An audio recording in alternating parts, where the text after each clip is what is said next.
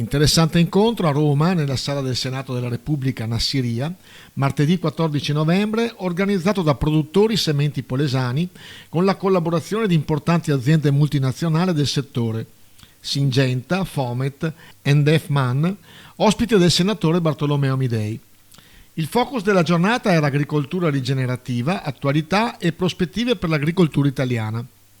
L'evento si poneva l'obiettivo di esplorare il concetto di agricoltura rigenerativa, ma è stata anche occasione per gli imprenditori e le aziende presenti di un confronto con il senatore Amidei e il sottosegretario del Ministero dell'Agricoltura, il senatore Patrizio Giacomo La Pietra, sui vari temi che preoccupano gli operatori del settore agricolo. Con il senatore Amidei siamo Sala Nassiria, al Senato, e l'importanza di questi incontri, lei ha portato oggi una trentina di operatori del settore agricolo per parlare di alternative nell'agricoltura, ma soprattutto anche per parlare di questo momento particolare dell'economia agricola.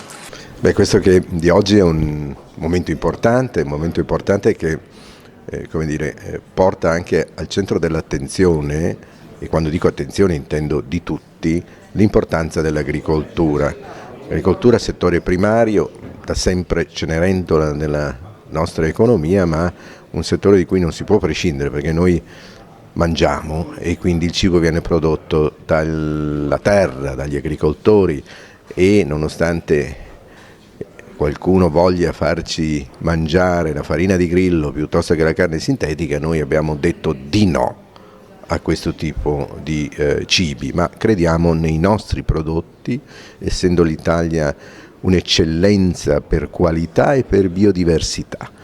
Lei è polesano, conosce bene il nostro territorio. Com'è la situazione dell'agricoltura in Polesine?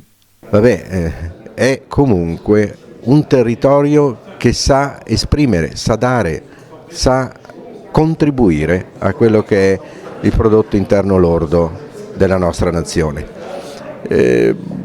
Crediamo anche in questa agricoltura innovativa, crediamo che si possa ancora una volta far sì che il Polesine sia determinante nell'economia agricola e non solo del nostro paese. Cosa ci aspettiamo da questo incontro? Noi da questo incontro ci aspettiamo innanzitutto di segnalare le nostre problematiche e faremo in modo che questi decisori politici abbiano la capacità di risolvere e portare a compimento qualche nostra esigenza, qualche nostra richiesta.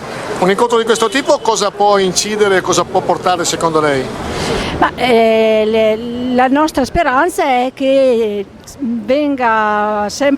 ci sia sempre più consapevolezza sulle difficoltà che abbiamo noi produttori in questo settore, che sono legate senz'altro ai tempi che stiamo vivendo, a problematiche legate ai mercati che non rispondono più solo a delle regole di domanda e offerta, ma ci sono tante altre variabili che noi non riusciamo a controllare, e quindi ci vuole senz'altro un intervento anche politico perché ci possa venire incontro. Ma se parliamo di organismi che incidono sulle nostre realtà, allora bisogna allargare il tiro anche a livello europeo. Io ho la sensazione che sì, i nostri rappresentanti a livello nazionale ci potranno dare una mano, però ormai la nostra agricoltura dipende solo ed esclusivamente, oserei dire, dall'Europa. Infatti ce lo chiede l'Europa, è diventata una frase famosa in Italia, che però ultimamente tenteremo di fare un discorso anche all'interno dopo con loro. Ho la sensazione che l'Europa in questa fase non ci stia dando una grossa mano. È sicuramente un momento di ascolto da parte delle nostre realtà che vengono in queste aule, dove ci sono anche sicuramente dei passaggi decisionali, però è anche vero che portiamo noi le nostre esperienze, perché io per primo con la nostra azienda abbiamo quotidianamente il lavoro dedicato ai temi che oggi si tratteranno, quindi sulla sostenibilità, sulla rigenerazione dell'agricoltura. Abbiamo con noi anche l'amico Franco Franceschetti, che in questo incontro rappresenta l'EDF Man, un'importante società anche per la produttori sementi polesani, un'importante società nel mondo della concimazione liquida, e io vorrei chiedere all'amico cosa si sta facendo per andare incontro alle problematiche da un punto di vista della sostenibilità. Cosa sta facendo come società?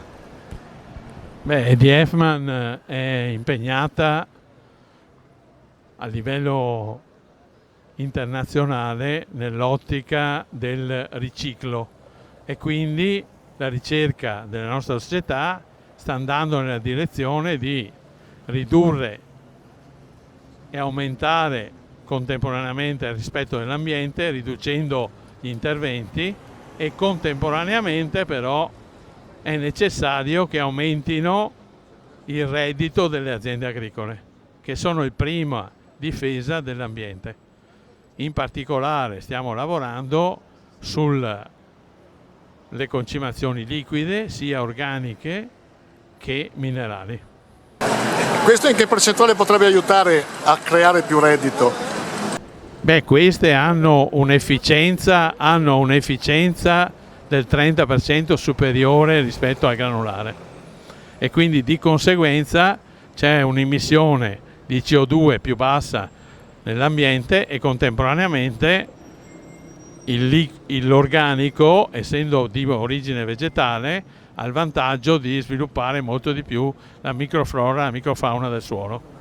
La politica, soprattutto a livello europeo, al momento sta cercando di condizionare il nostro modo di fare imprese, indirizzandoci verso un tipo di agricoltura che è biologica, se non addirittura biodinamica. Quindi per noi eliminare e rivedere il nostro modo di fare agricoltura come nel passato, un'agricoltura che prima di tutto deve essere sostenibile anche economicamente, non solo ambientalmente, è molto difficile. Le nostre aziende agricole hanno bisogno di supporto e soprattutto hanno bisogno di poter decidere da sole quale prodotto vogliono produrre e come vogliono produrlo. La rappresentanza in Europa potrebbe essere più vicina al campo e questo è un invito che va fatto a tutte le istituzioni a tutti i livelli, perché i nostri politici devono conoscere qual è la realtà delle nostre campagne. Un esempio su tutti, quello di Ferrara, che è la mia terra. La coltura della pera sta completamente scomparendo dai nostri campi ma anche dai nostri scaffali e se la politica non se ne rende conto in tempo andremo a perdere dei pezzi della nostra cultura e del nostro paese che sono assolutamente insostituibili. La coltura della pera sconta tante avversità negli ultimi anni. Dal 2019 con la cimice asiatica siamo passati poi alle gelate che hanno falcidiato le nostre coltivazioni.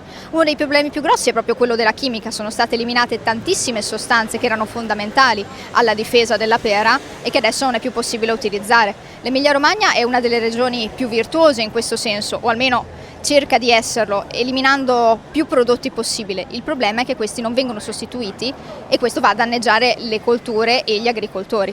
Un altro grande problema per la pera è la manodopera, la mancanza di manodopera per le raccolte. Quindi chiediamo che ci siano degli incrementi ai decreti flussi per dare la possibilità ai nostri produttori, qualora riescano ad avere prodotto, di riuscire a staccarlo in tempo. Ci tenevo a essere qui a portarvi il saluto del governo e del ministro Lollobrigida perché riteniamo che oggi mettere al centro, all'attenzione, la discussione di quelle che sono pratiche agricole o in generale l'agricoltura è un segno importante di come vogliamo rimettere al centro dell'agenda politica l'attività agricola. Grazie e buon lavoro.